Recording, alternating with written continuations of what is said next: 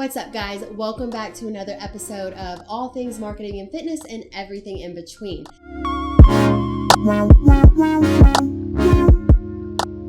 Today, I am actually recording at F45 training, which is ironic for the podcast I'm actually recording today because I am talking about gym intimidation or being intimidated by a gym. So what I want to talk about is what gym intimidation is and ways to overcome it. So if you're somebody who has felt gym intimidation before, you probably already know what I'm talking about. But for those of you who maybe aren't so sure if it's what you felt before, gym intimidation is basically having a fear whenever you're walking into a new gym or a new studio. And there can be ample reasons that you're feeling this gym intimidation. A couple of reasons might be you aren't extremely 100% confident in what you're doing and what your routine's going to be. And maybe you feel like all eyes are going to be on you while you're in the gym. Or maybe you are going into a completely new space and you don't know where everything is. Maybe you just haven't worked out in a while and you have a fear that people are going to notice that and judge you for that. There's so many reasons. And what I want to talk about is ways to overcome that and get over the fear of going to the gym. Because if you're not going into the gym, if you're not able to be confident, get through those doors, get in your workout, then you're not going to meet your goals. And sometimes this little thing, this gym intimidation that people feel,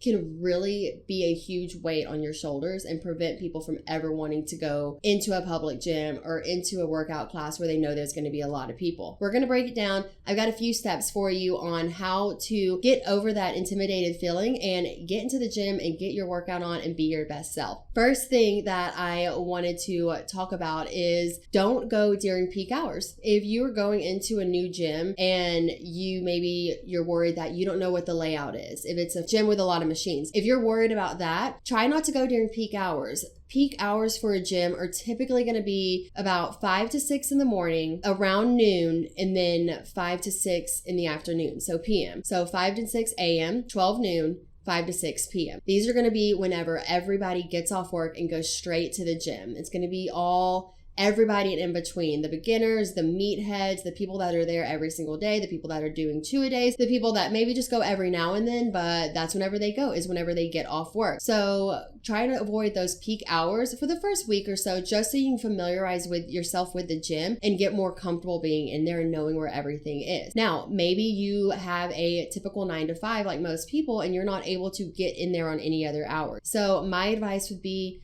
don't go right after work. Take a few hours to go hang out with some friends, or pick a day where you can stay a little later at work and get some stuff done, or go home and get some housework done, and then go to the gym around 7 or 8 or 9 even.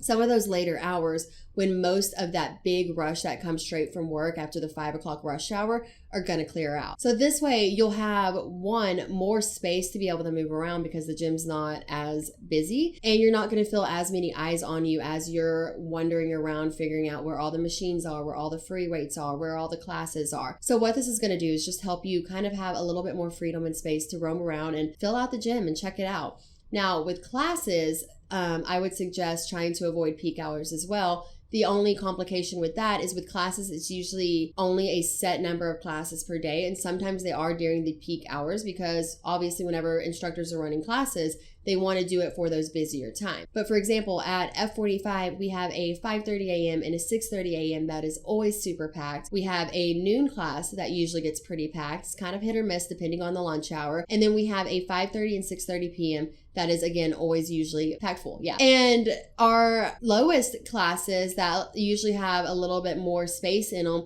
is going to be our 7:30 a.m. and our 4:30 p.m. We usually always have a good crowd, but they're definitely lighter in the scales of compared to the rest of our classes because people aren't always off work yet, or maybe they already have to be at work. So whether you're doing a regular free weights gym or you're doing a studio class, try to find some classes or the time that isn't going to be right in the peak hours, so that whenever you go in there, you don't feel as many eyes on you. There aren't as many people to have to deal with and go through. So that would be my first tip, is avoid peak hours until you get comfortable with going with everybody. All right, the next thing that I would suggest to get over gym intimidation is going to be familiarize yourself with the faces of the gym. So with technology and social media today, it is so easy to do cyber stalking and figure out who the trainers are, who the front desk workers are, and even maybe who some of the regular members are. So my advice would be go on social media, Instagram, type in the studio or gym name that you're going to, and scroll through it and start figuring out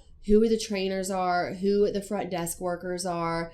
And whenever you do this, familiarize yourself with their faces and their names so that whenever you walk into the gym, you don't have that instant feeling of, oh my gosh, who am I supposed to talk to? You can you can pick them out immediately and say, okay, that's the trainer. Go up to them and say, hey, it's my first time. Can you give me a rundown on what I should expect or what I should do? However, big tip here, if you're going to a good studio, they should be seeking you out and trying to introduce themselves within the first 1 to 2 minutes. That's a good cue to look at right there if it's going to be a top studio that has your best interest in mind. However, sometimes it just gets busy and maybe they're not available right away. So this way, if you can pick them out, you can at least go to them and try to speak with them as soon as you can and just let them know, it's my first time. Can you give me a rundown on what to expect? And of course, most trainers should be more than happy to help you out and talk you through exactly what you should expect, which right there, I think is going to be the biggest confidence booster that you can get. Familiarize yourself with the faces so whenever you go in, you know exactly who you're speaking with and who you're looking for.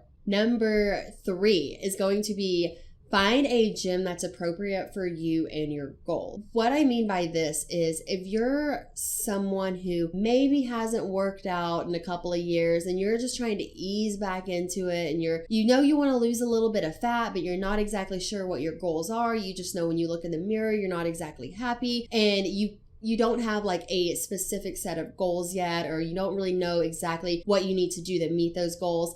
I would say really, really research your gym and where you're going, because you don't want to find a gym and then walk in and see that it's full of a bunch of pro bodybuilders or power lifters who they're there for themselves. They're not there to help you.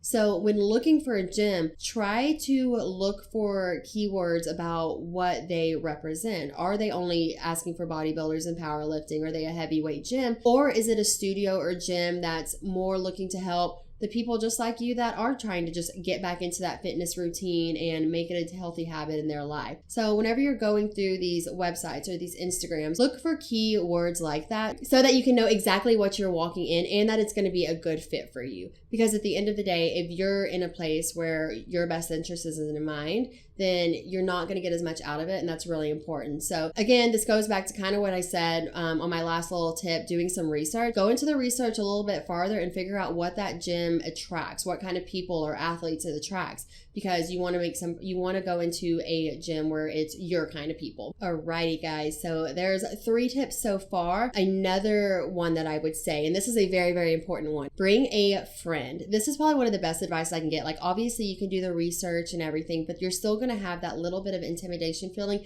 as you're walking up to a new place. I get it. It happens. I still feel that way sometimes whenever I walk into a new place. But anytime I've got one of my girlfriends with me, even if it's their first time as well, it's still just a refreshing feeling to know like, all right, well, we might be a little lost or confused, but we're in this together. So take a friend with you. So if you do have questions or you do get kind of lost, you have somebody in that moment to talk it out with instead of just kind of wandering around like, oh my gosh, what am I doing? Where am I going next? Bringing a friend is going to be a huge help. And of course, having somebody with the same goal, same mindset of you is always going to be a confidence booster in yourself. So bringing a friend definitely would be a great tip, or multiple friends too, especially if it's a class. I'm a class instructor and I know we love whenever groups of friends come in. It's always a lot of fun. We always try to make it such a fun experience for them. So it's just as much fun for us whenever people come in and bring friends as it is for you whenever you're coming in and working out and going through that experience with your friends. So bring a friend or multiple friends. There's never too many, and working out with a group is always so much fun. All right, my next tip is focus on yourself and focus on your workout. Again, I know I've mentioned this